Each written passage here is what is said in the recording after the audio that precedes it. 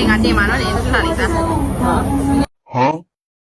Hello ဒီထောက်ကတော့ထိုင်ရတဲ့ vibe လေးနဲ့အဆင်ပြေပြီးအသားတွေလည်းအရန်စုံတဲ့ buffet ဆိုင်လေးအကြောင်းကို sharing လုပ်ပေးခြင်းလို့ပါသူကဒီလို outdoor area မှာ camping chair လေးနဲ့ထိုင်ရတာပါဒီဆိုင်မှာအသားနဲ့ပြီးထားတာလေးတွေကထဲထဲထိအရသာဝင်ပြီးတော့တော်တော်စားလို့ကောင်းတယ်ပေါ့နော်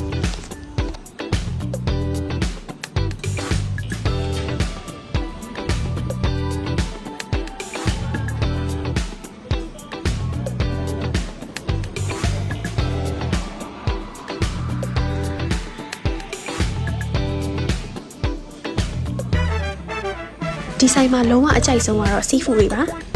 ရမ်းလက်ဆက်ပြီးတော့အသားတွေကအစအရန်ချိုပါတယ် seafood ရှိုက်တဲ့သူဆိုလို့ရှိရင်ဒီဆိုင်မှာ seafood တွေစားရနေတော့ပေးရတဲ့ဈေးနဲ့တော်တော်တန်နေပါပြီ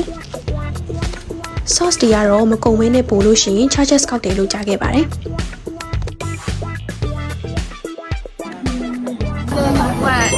ဝတ်အသေး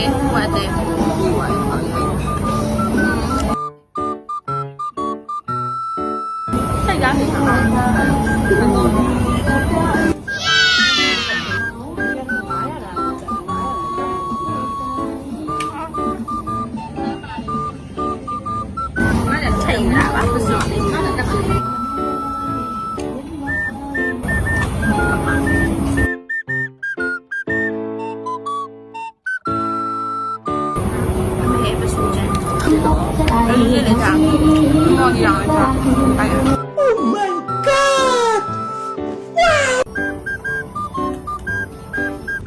ဒါတွေကတော့ side dish တွေပါ side dish တစ်ခုချင်းစီတိုင်းကလည်းစားလို့အဆင်ပြေပါတယ်